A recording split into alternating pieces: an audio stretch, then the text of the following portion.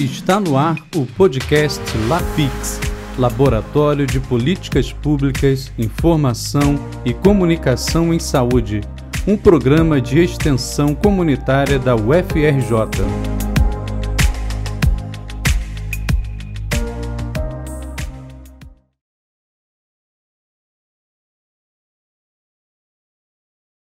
Olá, seja bem-vindo ao LAPIX UFRJ. Aqui você ouvirá diversas histórias sobre o SUS e sobre a atenção primária à saúde. Eu sou Fabiane Muniz e juntamente comigo está Luana Elisa Weber. Olá, Fabi. Estamos no Setembro Amarelo, o mês de valorização da vida, e queremos reforçar a importância de acolher, ouvir e falar sobre saúde mental. E no episódio de hoje vamos falar sobre saúde mental no SUS, como e quando procurar ajuda. E hoje teremos um convidado muito especial, o psiquiatra e superintendente de saúde mental da Secretaria Municipal de Saúde do Rio de Janeiro, Hugo Fagundes. Seja bem-vindo. Obrigado, Luana. Obrigado, Fabi. Obrigado pelo convite. É uma ótima oportunidade. Seja muito bem-vindo, Hugo. Para começar, pode falar sobre a importância da campanha Setembro Amarelo e como ela contribui para a valorização da vida no Brasil? Eu acho que, sobretudo, pela discussão do tema. Eu acho que durante muitos anos, décadas até, se tinha um certo tabu. Isso não é sem razão, tá?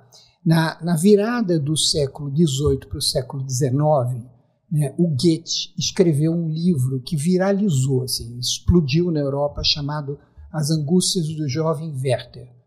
E que era uma história de um sujeito absolutamente encantado num amor não correspondido e ele tenta o suicídio. E diz a história, conta a história, né, que foi uma leva de suicídios pela Europa, de jovens naquela situação. O Durkheim, um dos livros, né, um dos fundadores da sociologia clássica, né, ele tem um livro sensacional chamado Suicídio. E ele faz um estudo, ele, na verdade, não era um profissional de saúde, não tinha uma questão de saúde, ele faz um estudo estatístico. E ele vai mostrar que em todas as culturas e todas as faixas etárias e também em diferentes faixas sociais, segmentos sociais, o suicídio é algo muito presente na experiência humana.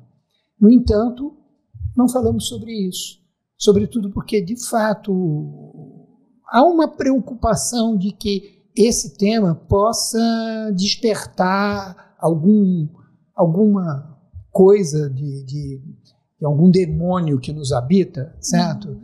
E ele possa tomar conta da nossa experiência de vida, né? Porque também não é fácil lidar.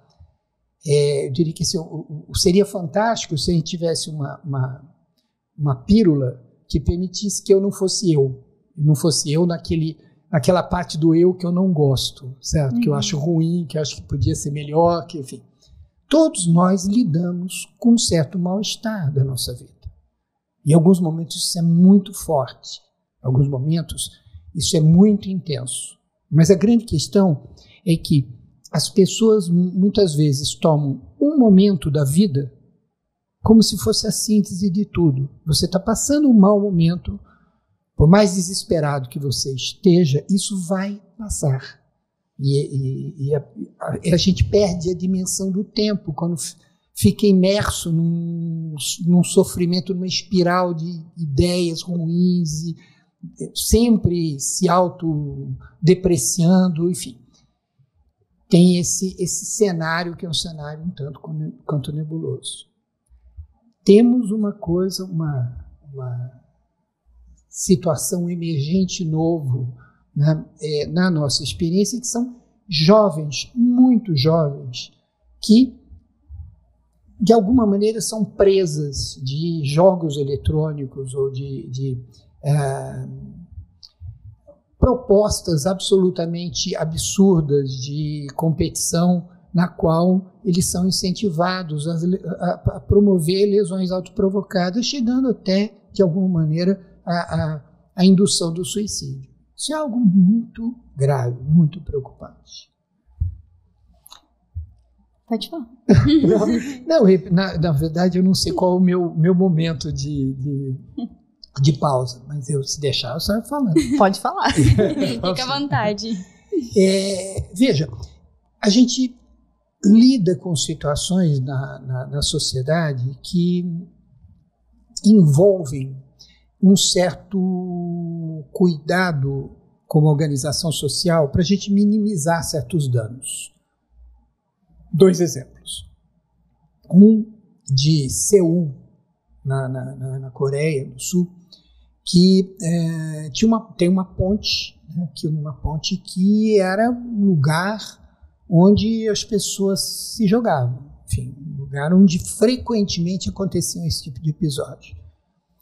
Pois bem, a prefeitura de Seul, junto com a Samsung, montaram um esquema que quando alguém vai caminhando pela ponte, começa a projetar no solo da ponte, né, uma série de perguntas, né? Quem vai ficar assim, lamentando, chorando por você? Você tem certeza que assim, esse é o momento que você quer? Enfim, pense na dor dos que vão ficar. Enfim, várias frases desse tipo reduziu drasticamente as situações de pessoas que se jogavam dessa ponte. A UERJ, que tem uma estrutura arquitetônica incrível, né, interessantíssima, um prédio do Luiz Paulo Conde, né, planejado por ele, extremamente interessante, mas pela estrutura física era um local onde frequentemente tinha situações de pessoas que se jogavam. Então, se você seguir hoje, né, caminhar hoje pela UERJ, ela está toda telada, os espaços todos estão telados. Foi necessário isso para tentar construir alguma barreira possível. Não que isso impeça completamente, mas a gente precisa construir no tecido social algumas formas de identificar e de poder proteger as pessoas. Quando a gente tem um local, um meio para a gente poder trabalhar, a gente precisa interferir. Veja, a maioria dos casos de suicídio acontecem em casa. Geralmente, os homens, né, representam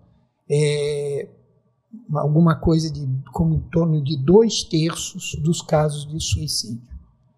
Por sua vez, a tentativa de suicídio é o contrário. 2/3 das tentativas de suicídio são de mulheres, né, e no caso dos homens é suicídio. Mas em ambos os sexos, o que mais acontece são situações em casa, na própria casa, e o meio mais frequente é o enforcamento. Então, é algo que é muito trágico, porque são vidas evitáveis, que produzem muita dor em todos nós que ficamos, que percebemos, né, um desperdício, né, um desperdício. Sobretudo porque essa pessoa, naquele momento, viveu um instante como se fosse o resumo da própria vida. E como a atenção primária, através das equipes de saúde de família, pode apoiar quem está em sofrimento emocional? Eu acho que a atenção primária tem uma competência incrível, porque como ela é de base territorial, e a atenção psicossocial também, tá? Os CAPs, eles também têm uma base territorial, também são unidades de porta aberta e também acompanham, porque os CAPs lidam com situações mais graves, assim, depressão grave, com certeza o CAPs ajuda muito a cuidar ou até a dar o suporte, né, de um acompanhamento compartilhado, né, com as equipes da atenção primária. Mas acho que é importante que quando a gente conhece as pessoas da comunidade, quando a gente, principalmente o agente comunitário de saúde ou o agente territorial de saúde, porque os CAPs têm um agente territorial que corresponde ao agente comunitário. Eles sabem das situações da comunidade, percebe que alguém está muito diferente, muito triste, essa notícia meio que, de alguma maneira, vaza pela vizinhança. E aí, o que é importante é que a atenção primária possa ser proativa, possa abordar essa situação. Veja, um monte de gente acha que não, é um caso muito delicado, houve uma situação de uma tentativa de suicídio numa família, nem encontra com a pessoa, não, melhor nem falar. Ao contrário. Não é abordar de uma maneira direta, mas você pode ter uma forma razoável para poder dizer assim, olha, eu soube que aconteceu uma coisa muito difícil com você, eu soube que você está passando um período muito difícil, estamos muito preocupados contigo, né? Todos nós ficamos chocados em imaginar a sua dor, né? A gente quer dizer que a gente está aqui disponível. Sim, existem formas dessa abordagem permitir que quem está sofrendo possa falar, porque a nossa experiência fundamental, que organiza a nossa vida, é a possibilidade de representar por palavras a nossa experiência existencial. Isso é o que nos distingue da natureza dos outros animais. Outras coisas também, né? Porque, assim, sei lá, um leão, né? Ele é um leão. Né? O homem pode ser sublime, pode ser hediondo. Você não encontra um leão hediondo. Você encontra um leão com fome, um leão assustado, um leão, enfim, né? Um jacaré ataca porque você está no território dele, porque ele está com fome, porque ele te confundiu com alguma outra presa, enfim, né? Mas não é um jacaré hediondo. Mas o ser humano não. É capaz de grandes atrocidades. O que nos salva, né, dessa possibilidade de viver o pior da experiência selvagem é poder simbolizar, poder expressar, através de palavras, a nossa experiência existencial, a nossa subjetividade. Eu acho que esse é o ponto que é divisor de águas, né? É o mais valioso. A atenção primária usa a palavra como uma das suas principais ferramentas, né? Principalmente a atenção primária, que saiba ouvir mais. Não adianta fazer sermão porque a pessoa é diabética e não se cuida. Não, assim, o sermão não funciona, né? Mas funciona saber o seguinte: seu João, por que o senhor não toma a insulina? Por que o senhor... Né? Porque o senhor sabe que... eu sei que o senhor adora doce, mas o senhor sabe que a sua alimentação é uma alimentação perigosa, né? Conta para mim, né? Assim, é tão difícil assim, como é que é isso? Então, a gente precisa de fazer o outro falar. E acho que tem profissionais magistrais da atenção primária, porque como eles conhecem as pessoas, quando eles conhecem as famílias, conhecem a história, essa ideia da continuidade de cuidados, ela é fundamental. Eu acho que a atenção primária é incrível. Nossa. Então, estar atento ao outro, ser empático, ter uma fala com empatia, se colocando no lugar do outro é fundamental. Hugo, e quais são os serviços de saúde mental que a população pode buscar? Bom, toda a rede de saúde faz parte de um desenho que nós chamamos de rede de atenção psicossocial. Desde as emergências, né, até as residências terapêuticas, onde vivem pessoas que durante anos ficaram isoladas, confinadas nos hospícios, enfim. A gente tem uma gama de serviços. Veja, nos serviços de urgência e emergência, e vários da cidade, a gente tem equipe de saúde mental 24 horas, nos 7 dias da semana. No SER Santa Cruz, no SER Campo Grande, no SER Realengo, no SER Barra, no SER Centro. Temos no Instituto Felipe Pinel, temos uma emergência também. A cidade do Rio ainda tem um serviço do Estado, que fica na Praça da Harmonia, no centro. Esse serviço funciona 24 horas para uma coisa de um desespero, né? Mas toda a lógica da assistência se dá pelo desenho territorial. Cada unidade de atenção primária ou cada unidade de atenção psicossocial é responsável por um determinado território. O que é importante é que a gente possa olhar, né, e acho que é possível, né, ver onde ser atendido, né, identificar qual unidade de referência para procurar ajuda. É importante procurar ajuda nas unidades de saúde. E a gente tem dispositivos que a gente dá suporte para pessoas que estão vivendo um processo muito difícil. Os CAPs, os Centros de Atenção Psicossocial, vários deles, né, entre todos eles, nós temos 180 leitos de acolhimento noturno.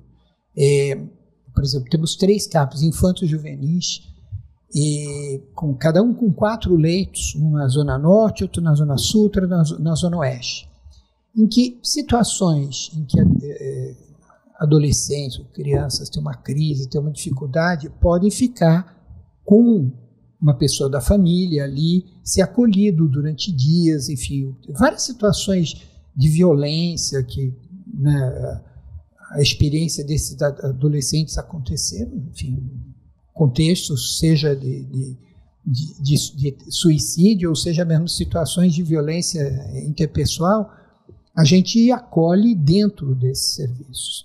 Então, veja, é possível de fazer o mesmo com os adultos também, né? Assim, acho que o que a gente precisa ter em mente é que um estudo da Organização Mundial de Saúde já tem alguns anos, mas um estudo até coordenado por um brasileiro, o professor José Manuel Bertolotti.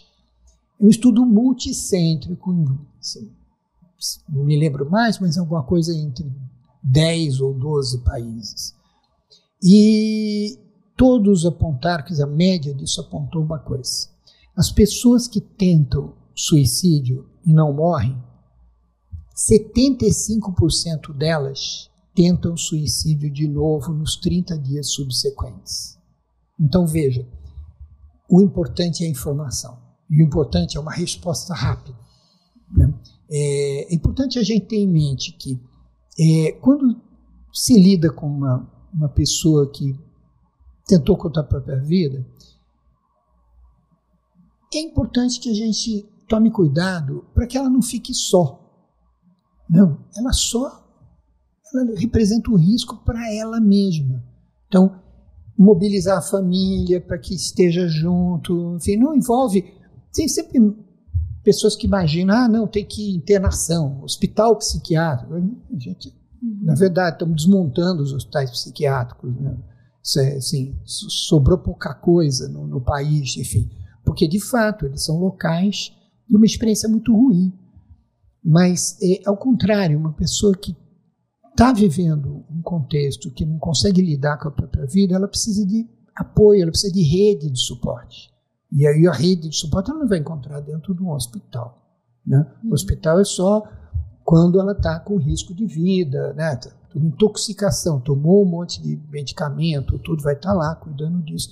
Saiu dali, também não é assim, saiu, tem alta, vai para casa, eu viro as costas. Não, ao contrário, aí eu tenho que notificar, comunicar e fazer uma rede. A rede de saúde tem que se mobilizar, atenção primária, atenção psicossocial, dando suporte para essa pessoa.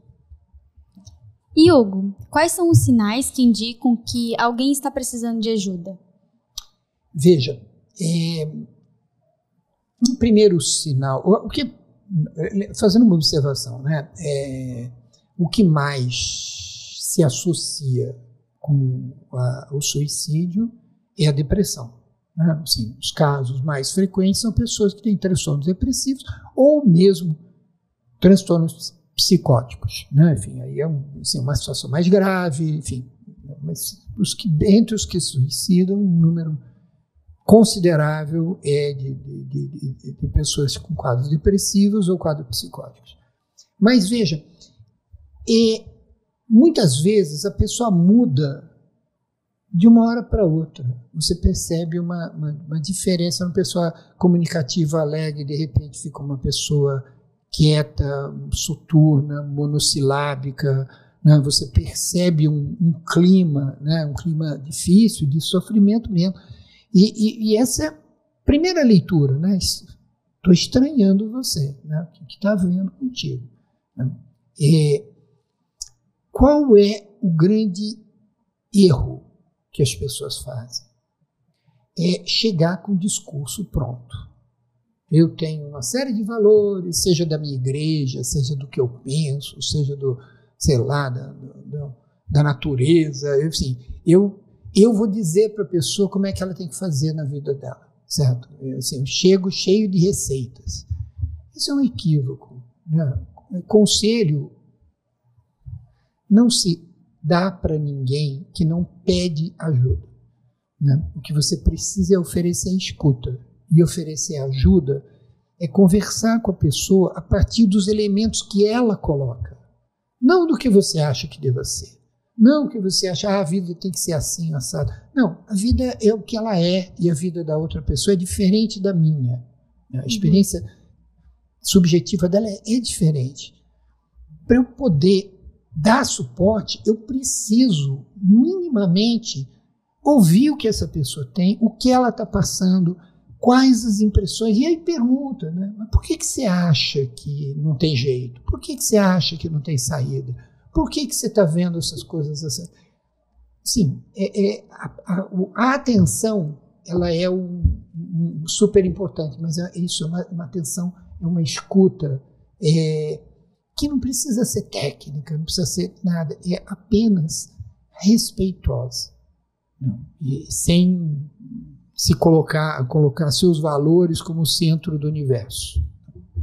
A próxima pergunta, basicamente, você já falou, que é como ser apoio para quem está passando por um sofrimento? Além de você ter uma escuta, tem mais alguma coisa?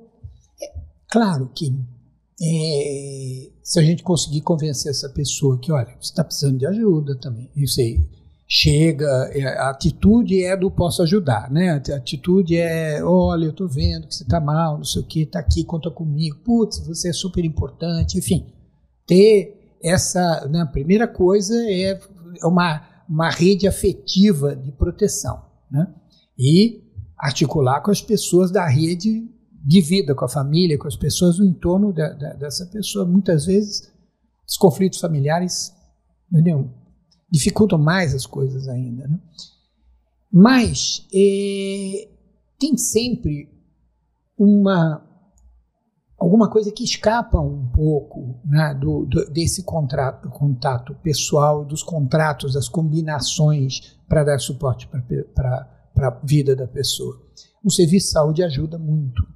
A gente tem recursos, a gente tem medicamentos, a gente tem profissionais, né, treinados para escuta, então tem, né, não preciso falar de psiquiatra, psicólogo, isso é muito óbvio, mas assim, os profissionais de saúde têm um desenho mais acolhedor, então insistir que essa pessoa precisa aceitar ajuda é muito importante, né? E essa ajuda nem sempre significa ter que ir ao serviço de saúde, porque muitas vezes, ao se perceber a notificação, é o serviço de saúde que vai procurar, né? Vai fazer a busca ativa.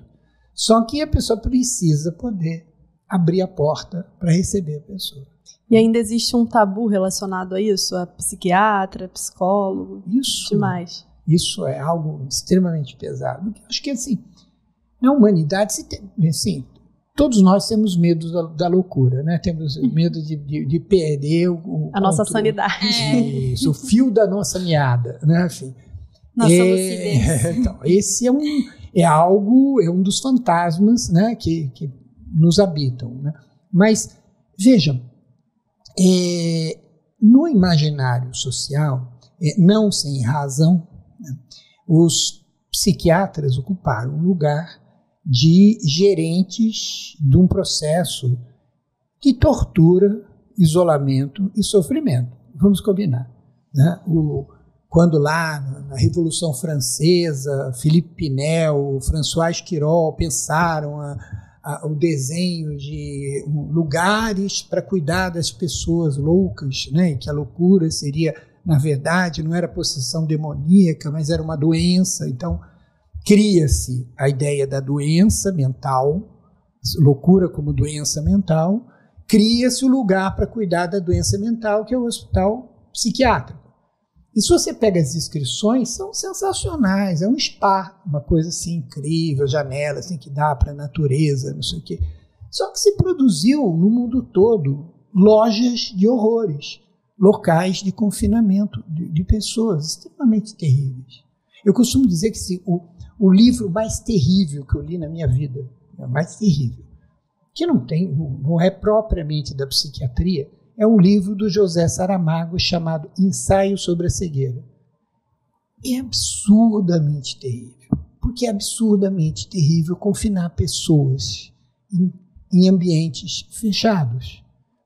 Sim, é algo que se produz uma miríade de sofrimentos, de contextos na qual a dor, o sofrimento, não é porque a pessoa tem uma situação intrínseca dela, subjetiva dela, um transtorno, enfim, tá. Não, é a instituição que produz. Não, é a instituição. Então, existe um adoecer que é do hospital.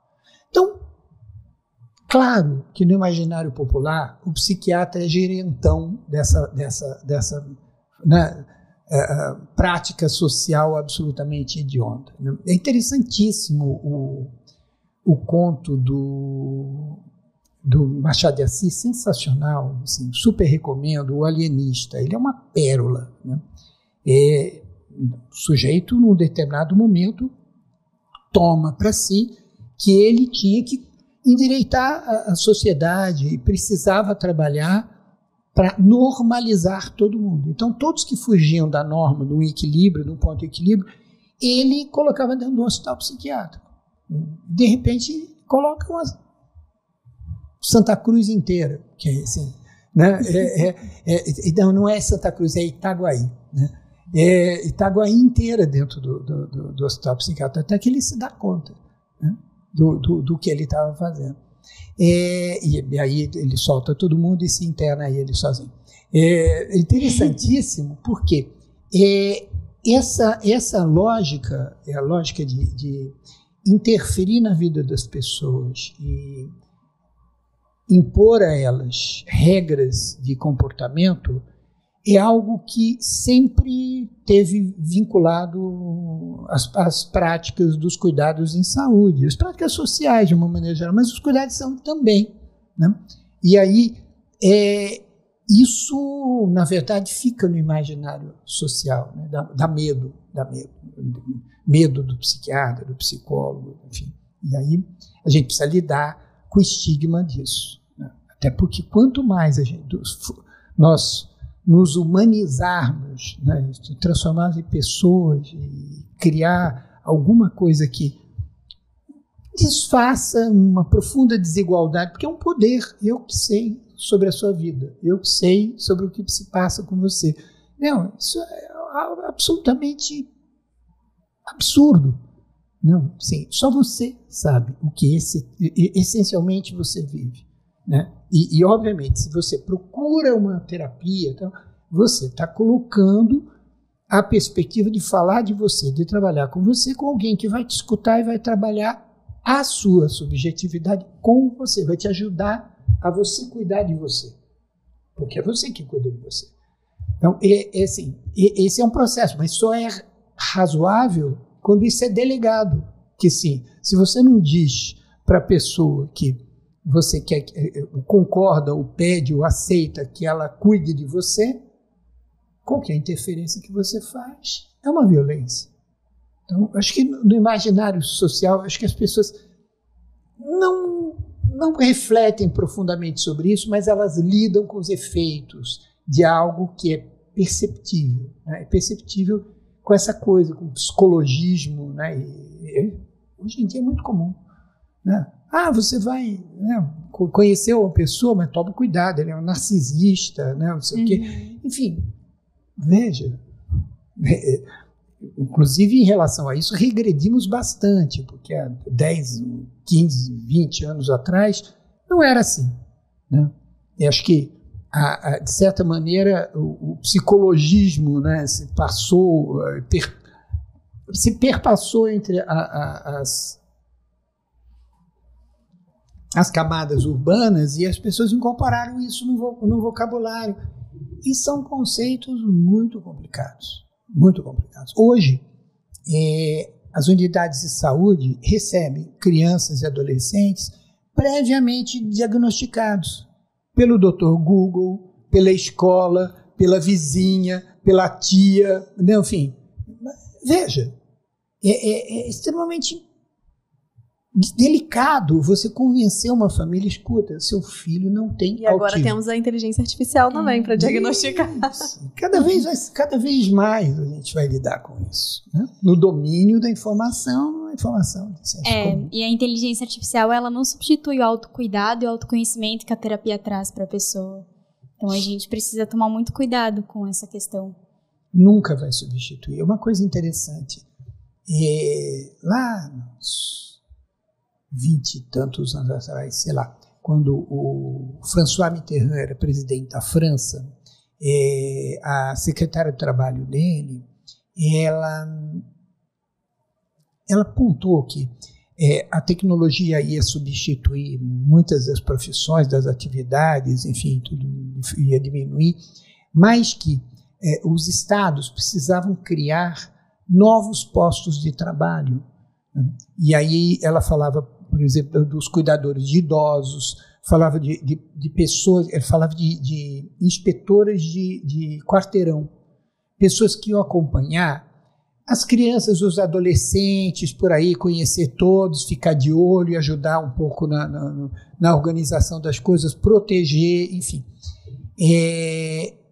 Isso são lugares onde a máquina não substitui o homem, né, no contato, né, interpessoal. Então, assim, de fato, a IA pode te dar um monte de informações, então, mas a relação professor-aluno é de outra ordem. Se ela for boa, e assim, de fato, tem professores que são um céu na terra, assim, né, extremamente instigantes, né, um banho de vida. E isso nenhuma IA vai dar. Com certeza. E Hugo, quais estratégias podem fortalecer o cuidado em saúde mental para populações mais vulneráveis? Primeira coisa é a informação. E a informação entre os sistemas de saúde, né? A escola observa coisas, ela precisa poder informar um sistema de saúde. A urgência, emergência, recebe situações, ela precisa rapidamente informar a atenção primária, a atenção psicossocial para poder... A gente primeiro precisa ter informação, saber quem são as pessoas que precisam mais de atenção, que estão precisando de uma atenção mais intensiva, para que a gente possa direcionar os esforços, uma vez que não tem recurso para cuidar de todo mundo, né? Mas assim, mas a gente pode hierarquizar os problemas e cuidar das situações mais delicadas. Claro que a gente tem algumas percepções, assim, pessoas que vivem só, idosos que vivem só, isso é, de fato, alguma coisa super preocupante. Tem estudos que têm sido realizados para acompanhar órfãos que pede a mãe, pede o pai, às vezes pede a mãe e o pai, novinho. Não tem uma rede familiar muito intensiva. Então, assim, é importante poder observar essas situações, esses contextos, e aí pessoas que têm histórico de depressão na família, pessoas que têm histórico de ter, em algum momento, tentado contra a própria vida. São pessoas que a gente identifica a vulnerabilidade e a gente precisa, então, da informação para identificá-las, para que a gente possa, de alguma maneira, monitorar, dar suporte, cuidar, enfim. E nas práticas sociais é importante que o convívio, o respeito à diversidade é fundamental. A gente está vivendo um tempo horroroso, onde as pessoas têm uma aversão a qualquer situação que é fora de algo que ela colocou na cabeça que é como a vida deveria ser. Não há o menor sentido, não há o menor sentido de não nos diferenciamos por raça, cor, não nos diferenciamos por gênero, não observamos por nada, por religião, por coisa alguma. Sim, não existe nada do humano que não faça parte da nossa vida. E a diversidade é a riqueza da experiência humana. E a gente precisa poder trabalhar e defender isso. Eu acho que a gente tem... quanto mais a gente apostar nisso, mais forte, mais articulada vai ser a sociedade para lidar com esses momentos de dor. Hugo, de que forma o SUS atua no cuidado às pessoas com depressão e ansiedade? Então, identificando a situação e observando um pouco a gravidade e contextualizando, né? Porque assim, não dá para a gente imaginar que a ansiedade é alguma coisa que veio de fora, entrou em mim, eu tenho que tomar um remédio para cuidar disso. Não, não é, nem a depressão. São situações da nossa experiência de vida. Então, todas são contextualizadas. Só que algumas são muito mais graves. O contexto é muito mais difícil. A pessoa fica muito mais vulnerável naquele contexto. E aí é importante que a gente tenha um acompanhamento mais próximo, medicamentoso, inclusive. Um quadro de depressão grave, né, ele precisa de um apoio de medicamentos.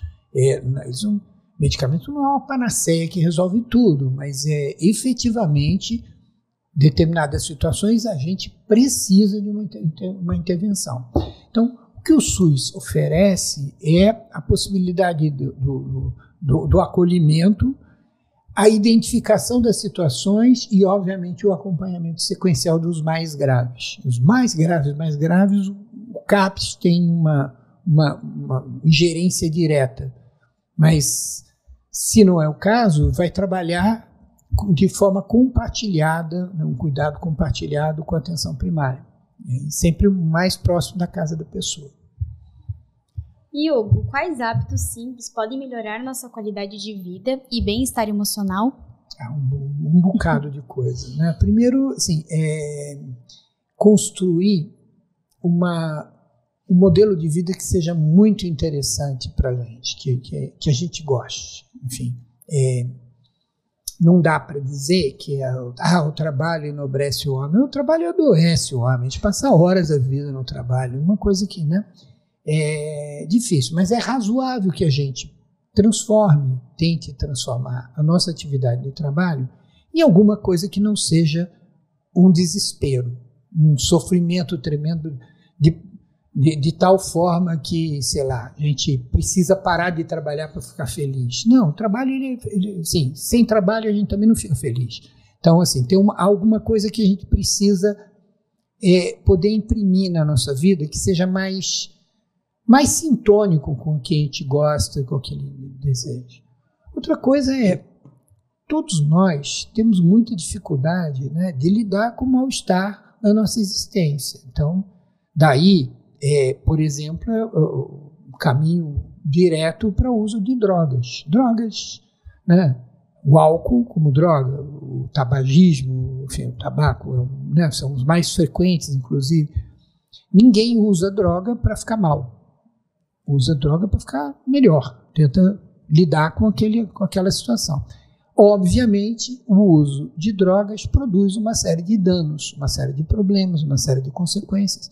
Ou não, para algumas pessoas, aquilo é uma prática de vida social que está bem, está razoável, ela consegue lidar. Não existe um modelo para todo mundo. Eu diria que assim, todos nós precisamos fazer atividade física. O nosso organismo depende visceralmente de um processo na qual a gente consiga respirar melhor, ter força muscular, ter coordenação, ter domínio do corpo. É fundamental fazer atividade física. Mas também não posso virar para uma pessoa que detesta isso e impor a ela vou ter que trabalhar isso devagar para que ela compreenda que isso vai ser muito importante, né? A gente precisa poder construir isso. Então, vida mais saudável no sentido dela ser sintônica com você, né? Nem todos nós estamos em postos de trabalho que a gente ame, né? Nem todos nós temos postos de trabalho, né, que nos dê segurança. Nem todos nós lidamos com o dia a dia sem enfrentar desgastes, com a mobilidade urbana, com a violência interpessoal urbana, com os contextos muito delicados que a gente lida no nosso dia a dia. Mas, veja, a gente precisa estabelecer para a gente mesmo quais são os melhores parâmetros para a nossa vida própria. Então, assim, no sentido de como eu uso o meu tempo, né? Será que eu posso... e hoje nós estamos justamente num tempo na qual a atenção é uma mercadoria valiosíssima, né? Isso nas redes sociais, enfim, a publicidade entende muito bem isso. Cada vez mais as comunicações são mais curtas possíveis, porque assim, não consegue prender a atenção por muito tempo. A gente vive uma variação de olhares, porque a intensidade de estímulos é tamanha, né, que é difícil de você construir situações em que a atenção está colocada, né, a serviço de você mesmo. Mas a gente precisa se dar conta do tempo que a gente perde da nossa vida em coisas que são inúteis e que tomam o tempo de coisas que nos fariam felizes. Por exemplo, sei lá, alguém que gosta de dançar, né, assim, um exemplo qualquer, enfim, tudo num exemplo completamente, né, classe média. Enfim. Não, mas qualquer pessoa, em qualquer faixa etária, em qualquer coisa, em qualquer atividade, não, seja a coisa mais simples possível, gosta de cuidar da plantinha, vai cuidar da plantinha, crie um horário para cuidar do cachorro, para levar o cachorro passear, entendeu? Crie um horário para fazer coisas que você acha que são importantes para você. Dispute isso com esse mercado da atenção, né? Dispute isso e dê atenção a você. Eu acho que essa é uma coisa que a gente precisa poder dar, que aí ajuda a gente também a dar um certo rumo para a nossa vida, não deixar que a gente seja, né, uma coisa levada pela maré, sem destino nenhum. Né? Essa é uma imagem do Gilberto Gil, mas aí é com relação a uma pessoa nefasta. Mas não é nesse o caso. Eu acho que a gente não pode ficar sobre as águas, a rolar pelas águas sem destino nenhum, também na nossa vida. Né? Hugo, a conversa está muito boa, mas estamos chegando ao final. Qual mensagem você deixaria para as pessoas que estão nos ouvindo e estão passando por momentos difíceis? Veja, de novo, uma coisa que eu sempre aponto, né? Não deixe esse momento ser o resumo da sua vida. Né? Acho que algumas coisas, em alguns momentos a gente precisa parar, a gente precisa respirar. Respiração é algo fundamental na vida. Então, se a gente conseguir controlar a nossa respiração, a gente consegue trabalhar melhor a nossa ansiedade. Procure ajuda. Procure com quem você conta. Né? Você conta com alguém? Você não conta com ninguém? Então, pior ainda. Então, vamos lá. Vamos buscar um serviço de saúde para ver se eu consigo ter alguém com quem contar. Enfim. Se a coisa está muito apertada, procure mesmo, procure seu médico de família, sua equipe, ou procure um CAPES, sim, procure ajuda. Se é um desespero maior, procure um serviço de urgência e emergência. A gente precisa poder, de fato, perceber os nossos limites, primeira coisa, própria. A segunda coisa é respeitar o outro. É muito frequente coisas do tipo, olha lá, tentou suicídio, tomou um monte de remédio, mas foi avisar para a mãe, entendeu? mas assim, fez isso, está querendo fazer cena. Isso assim, veja, é passagem ao ato. Se o seu desespero faz com que você faça qualquer coisa contra você ou contra a sua vida, é porque você não conseguiu colocar isso em palavras. Você não está conseguindo lidar com isso. A gente tem que perceber isso dessa pessoa no seu desamparo, no seu desespero, e poder trazer algum alento, alguma esperança para essa pessoa, é poder atendê-la, mas sem censurá-la, certo? Sem ter julgamentos precipitados e nem, de alguma maneira, uma certa atitude jocosa de desvalorizar. Você sempre falou que vai fazer isso, besteira. Olha só, valorize a palavra do outro, procure conversar, procure atender, sim, porque você que está próximo, né? Sim, o serviço de saúde precisa fazer isso por dever de ofício, mas todos nós, nas nossas relações, precisamos perceber um pouco a diferença do outro. Hoje mesmo encontrei uma pessoa, né, no trabalho, que eu disse para ela, me deu um abraço e falei, cara, você está muito quieta, né? Eu te conheço, né? Você fala pelos cotovelos, né? Enfim, que está vendo? Enfim, é um mínimo de apoio. Assim, a pessoa pode estar no corredor, porque eu não quero falar sobre isso, tudo bem. Mas de certa forma a pessoa se sente também importante, alguém está se preocupando comigo. Fui notado. Né? Exatamente. Isso é fundamental na nossa vida, né? Como não?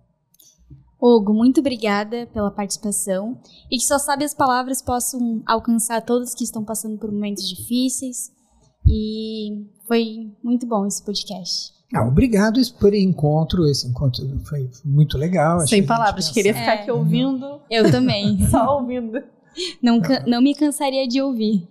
Então tá bom, eu que gosto de falar, se vocês estiverem dispostos. Então não faltarão oportunidades para convidá-lo novamente. Não, que isso, ninguém merece tanto tempo de discurso só. Agradecemos também a todos vocês que estão acompanhando os nossos conteúdos. Não deixe de nos seguir nas redes sociais, LAPIX UFRJ, e também no YouTube. Tchau, tchau e até a próxima.